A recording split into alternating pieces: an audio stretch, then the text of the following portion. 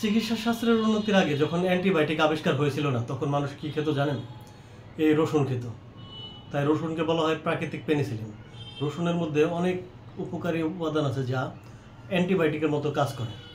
আর আদাতে রয়েছে anti inflammatory উপাদান যা আপনাকে ঠান্ডা, ব্রঙ্কাইটিস, নিউমোনিয়া এবং আরও অনেক রোগ থেকে সুরক্ষা করবে এই আদা।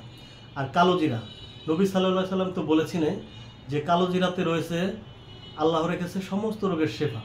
তাই আপনি যদি প্রতিদিন 2 আঙ্গুলের 1 চুটকি কালো জিরা, 1 কোয়া বা হাফ কোয়া রসুন আর অল্প একটু আদা রেগুলার খেতে পারেন, তাহলে আপনি অনেক রোগ থেকে নিরাপদ থাকতে পারবেন, সুরক্ষিত থাকতে পারবেন। অনেক ভাইরাল ইনফেকশন যেমন করোনা ভাইরাস থেকে শুরু করে অন্যান্য ভাইরাল যেগুলো আছে সেগুলো থেকে আপনি দারুণ প্রোটেকশন পাবেন আল্লাহর রহমতে।